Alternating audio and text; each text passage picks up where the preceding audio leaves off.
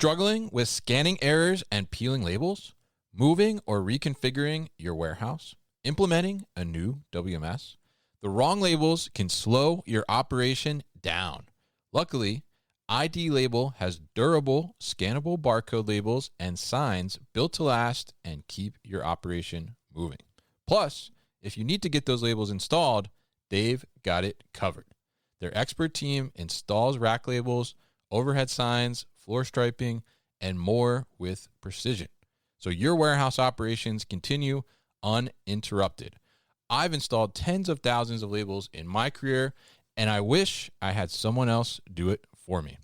Get a free sample pack at idlabelinc.com, because when they do the barcodes, you can do more. That's idlabelinc.com for a free sample pack and more information.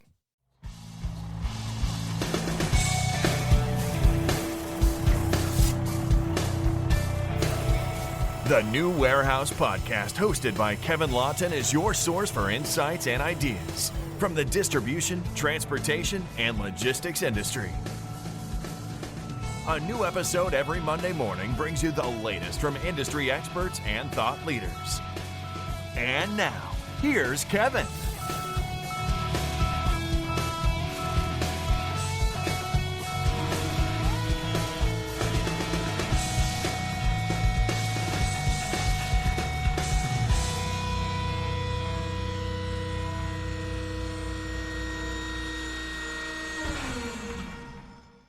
Hey guys, it's Kevin. I am here at ProMat 2025 and I am in the SnapFulfil booth, and of course I am joined by Brian Kirst, who is the Chief Commercial Officer at SnapFulfil, good friend of the podcast, definitely. And we're gonna learn a little bit about some of the latest updates with SnapFulfil, specifically around their user interface. We're gonna talk a little bit about that today. And we're also gonna hear kind of what they're hearing so far here at ProMat and some of the information, maybe challenges, questions that have been coming to the booth. And we're also gonna get a little bit on his take on the 3PL market too, as well, which I'm very interested to hear. So, Brian, how are you? I'm doing well. Good to see you as always, Kevin. Good to see you too, definitely.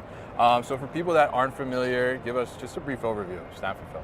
So SnapFulfil is a cloud-based WMS. It's tier 1 functionality, so we're highly configurable. Really, one of our differentiators is speed to value. So we deploy very quickly because we use a business and workflow rules engine, allowing very quick and robust configuration of the software.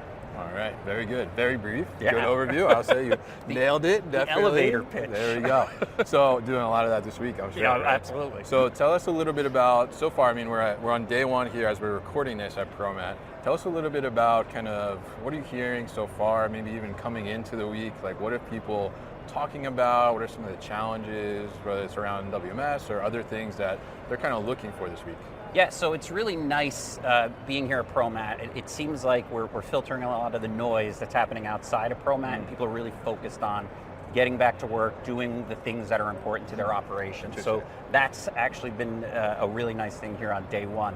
One of the things we're picking up, we did a market report recently around maximizing warehouse efficiency, and some of the ideas in there and some of the feedback we got from the market was around data and the accessibility to data. And it seems to be a common theme that we're hearing from some of the folks that we've talked to today, where they need more data, they need to make decisions based upon that data. Obviously, data is important in the AI world as well. Yeah. So having all that data, and the impressive thing about SnapFulfil is that we do house a lot of data, and we give our customers the tools to visualize that data with dashboards, customizable dashboards. We recently launched Reveal dashboards last year. Very successful. Our customers really like it. It's part of the product, so it's not an additional commercial commitment from the customers. We make it part of the offering, and it's self-configurable. So they control their own destiny. They can see what they want to see, what's important to their operation, without really having to rely on us to customize for them. Yeah, absolutely. And I think that's great. And I think, you know, I say data is king, definitely. Like, absolutely. Love data. When I was working in operations, always go to the data. Well, I had a boss that would tell me that all the time. And that's why it stuck in my head. Like, show me the data, right? Yeah. I'm like, numbers don't lie. I think this will be good. He's like, well, can I see the data? Right. I'm like, I'll be back. Yep. But I think that's so great to hear. But I'm curious, what do you think is causing like that spike in interest or like awareness around like we need more data, we need to get better access, better visibility? Well, I think it's almost exactly what you're saying in that very smart boss you had. You make the best decisions when you have all of the data. And if you're limited on the accessibility to that data, or you're using systems that don't record enough data, it's going to be hard to make effective decisions, especially in a warehouse operation. Right. You want to know velocity. You want to know how much time it's taking to do specific tasks. You want to know what your fast movers are, what which suppliers are not performing well. Well, you can get all of that data out of the WMS if you have a robust enough data set behind it. So we're really excited about being able to offer that to our customers in a really meaningful way. Yeah, absolutely. And I think it's really interesting to see that, and obviously those dashboards can help you to drive those decisions and really kind of understand what's happening in your business and your operations, and maybe something you thought was the right thing to do, maybe it's not the right thing to do, right?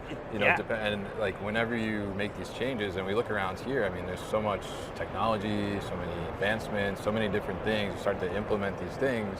How do you really know whether it's effective or not, right? And that data is going to tell you that. So really interesting there. And now you've also recently updated the user interface too. And I'll say actually my students will attest to this, that I'm passionate about user interface. I did like a half-hour rant about it in class recently. And I think they were all looking at me like, what is going on here? But tell us a little bit about the update to the user interface that you did. So we're really excited about this, and we've officially launched the new SnapFulfil UI here at ProMat. And it really brings forward SnapFulfil to much more modern technology.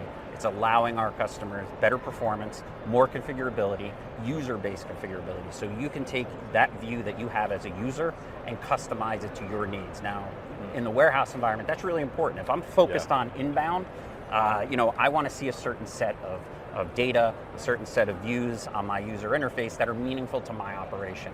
You can now customize that so it's specific to the user level, and we've done a lot of enhancements around the performance. How are we loading data into the views? So really bringing everything forward, allowing copy within a table, so you can copy specific fields and bring it into other sources. Those things are based upon improvements that are based upon feedback from our customers. So we really listen to the market, we listen to our customer base, and we brought the UI forward. As a former user of SnapFulfil, I'm extremely excited about what we're able to provide to our customers now.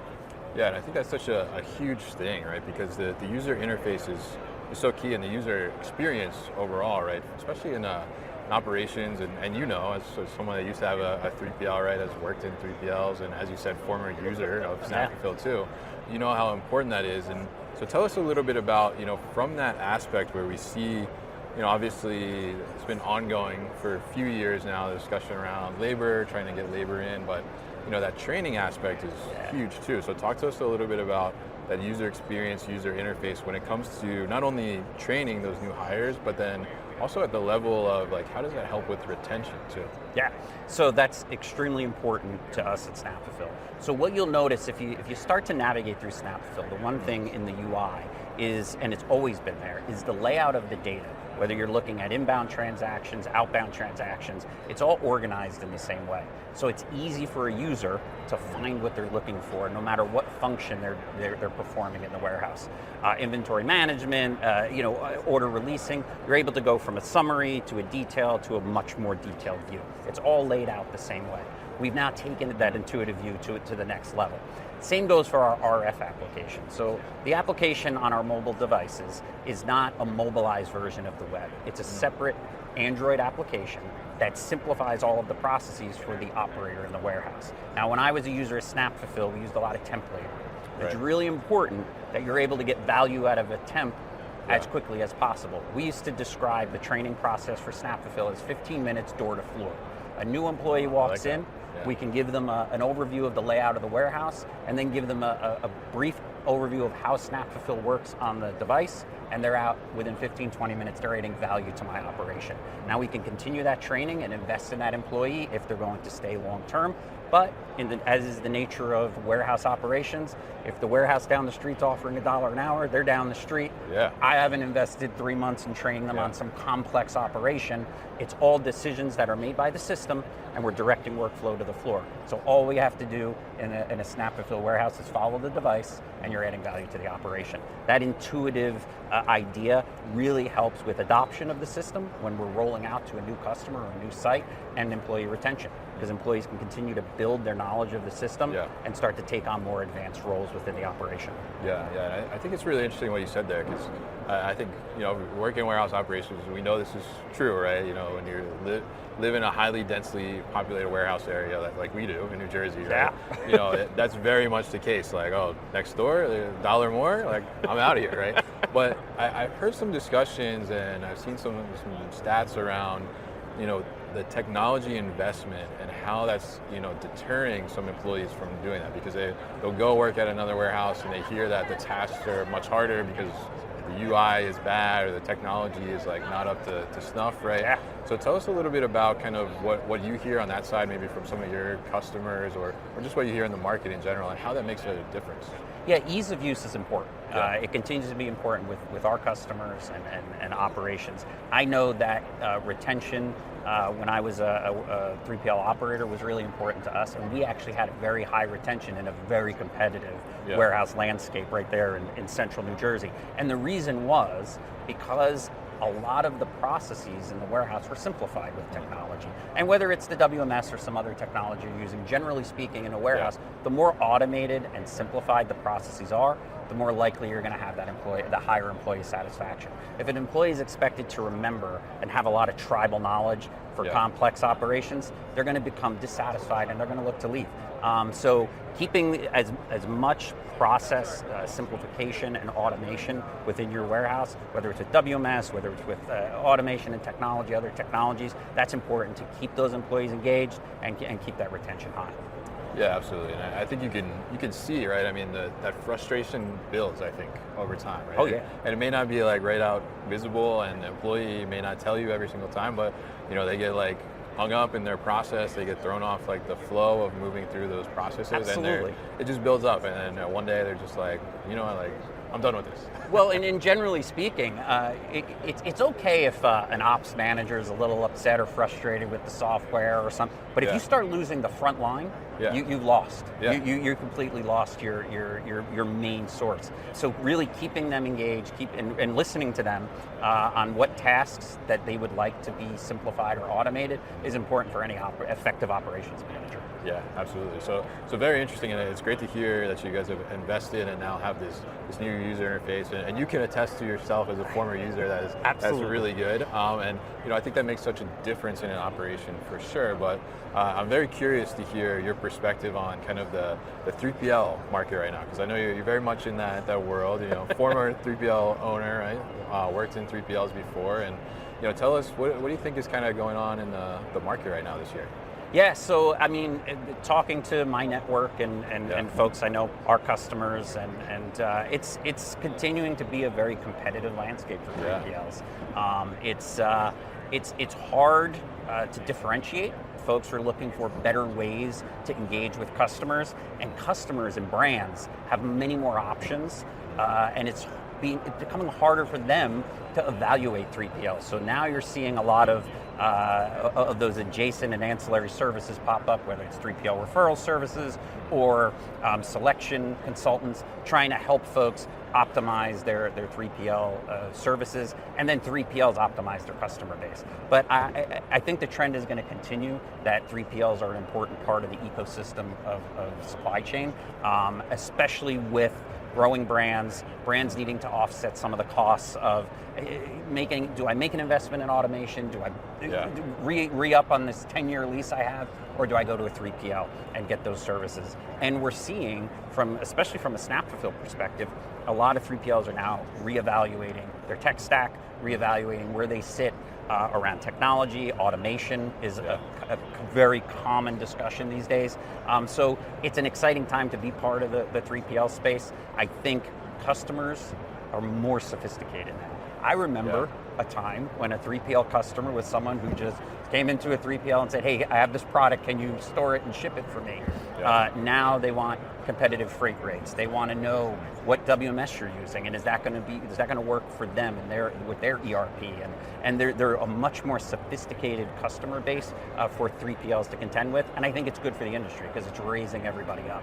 So I'm excited for what's happening in the 3PL space, and it continues to be a place where the new technology gets tested, the new thinking and the new theories get tested. I'm sure with what's coming with AI and those type of things, 3PLs are going to be a major beneficiary of that.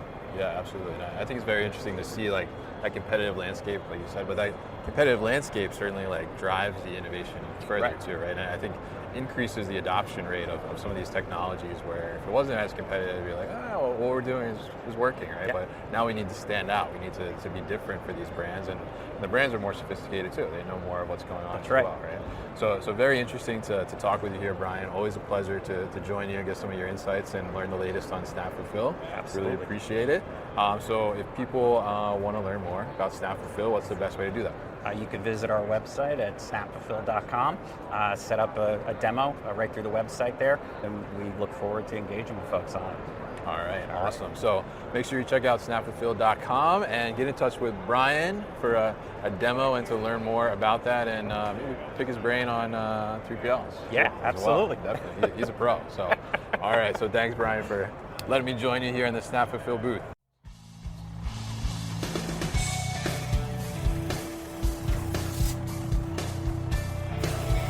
You've been listening to the New Warehouse Podcast with Kevin Lawton. Subscribe and check us out online at thenewwarehouse.com.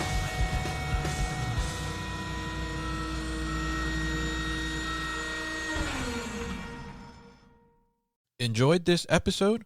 Make sure you are subscribed to the podcast, and for more content from the New Warehouse, find us on LinkedIn and YouTube. Links to subscribe can be found in the show notes, and for everything The New Warehouse, head to thenewwarehouse.com.